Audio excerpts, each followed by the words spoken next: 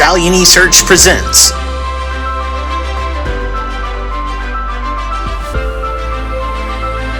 The Making of a Sire, Goldheart Eagle V.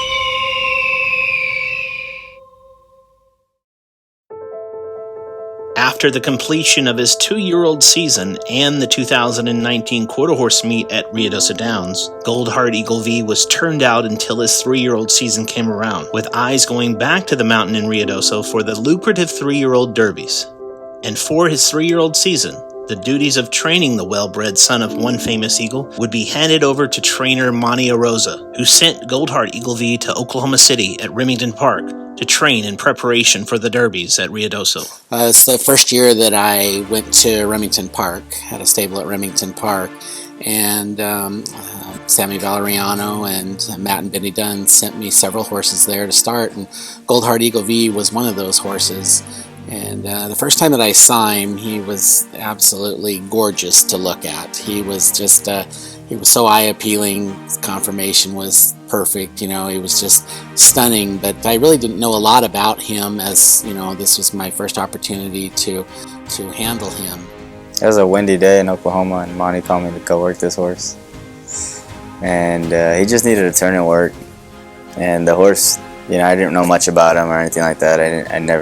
Monty didn't say. He just said, "Hey, this horse we need a turn and work over this track. They're trying to get him ready for a race." I went over to his barn and I worked him, and I think he worked the bullet work. He had the fastest of 90 works, and it was pretty amazing that he worked that fast. I just was kind of shocked by that. Yeah, Monty called me and he said, "Hey, what about this horse? Did he feel that fast?" Or because I guess Monty, after he saw the time, he was really impressed, and he said, "Did he feel like he was really moving?" And I was like, "Hey, he was moving pretty okay. It wasn't. It was a lot of tailwind, so I couldn't really tell, because it was really windy. It was a real windy day that day." He put in a great work. I talked to James and said, did he really go that fast? And he said, yeah, he's that nice a horse. And so we got really excited about him at that point. Yeah, I could tell his horse was very classy, just real smart. Even though he was a stud coat, he didn't show any signs of it. He never acted like he was one. He was just real professional. From the moment that I got on the horse in the barn to going to the racetrack, to going around the racetrack, to getting back to the racetrack, he was never goofy acting, never silly. He never showed any signs of a stud. Usually one will try to nick her or try to, something moves, it'll catch his attention. But man, nothing ever really bothered his horse at all. He's just always, he was just a pro. We worked him a second time, and he worked just as well. He worked fast. He was probably fifth of 60 works. And again, James came back and told me that, this horse is definitely the real deal. And we had the option of going into the Heritage Place Derby trials with him. And we felt like really he needed a little more experience, and we tried to get him in a maiden, and we wanted to be real particular about the races and pick his races. Just good horses only have so many outs, and really with our goal to be Ruidoso, we wanted to make sure that we did a good job of managing those outs. When summertime approaches in the quarter horse racing world, many horsemen shift their attention with an emphasis on the big Grade 1 events in Ruidoso. Trainer Monty Arosa's confidence was growing in this well-bred colt, a fact that he was highly aware of as he ventured to Ruidoso for his first summer to stable on the mountain.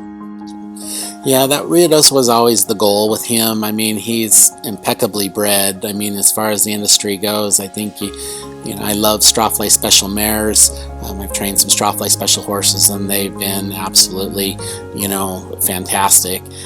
And so we really started thinking after that work that this is a Ruidoso type of horse, and I was excited. It would be my first time to go to Ruidoso as well, and the thought of having something that could go up there and compete, that's the top of the mountain, top of the heap, and we thought he was definitely the horse that could do that.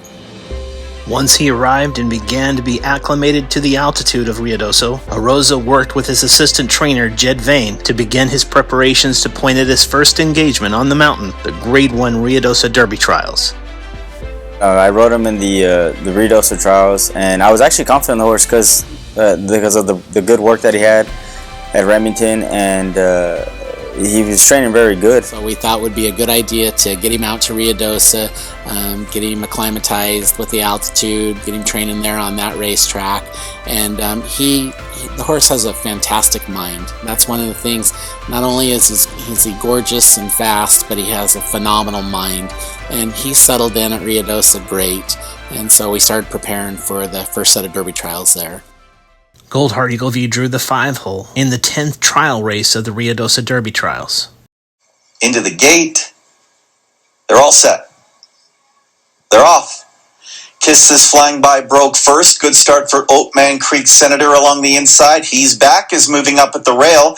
On the outside is Richie Rich, and down the center, Kiss This flying by. Right now it's He's Back and Oatman Creek Senator. Oatman Creek Senator, slight lead over He's Back. Late run Flying Famous Eagle. It's Oatman Creek Senator over He's Back over Flying Famous Eagle.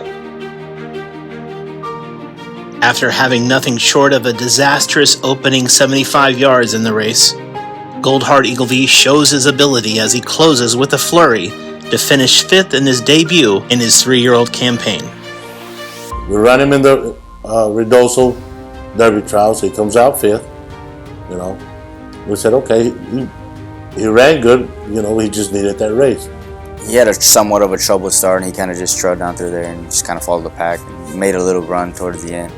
But him, like I said, being so lightly raced, I think that affected him.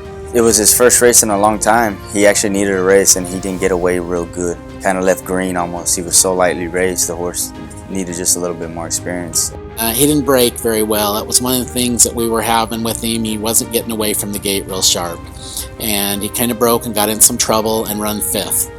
And he came back, and of course, you know, you get a little disappointed because we had such high hopes with him. But, you know, we started doing some more gate schooling with him and taking him to the gate and doing some things. And then we worked him at Ruidoso, and he worked really well.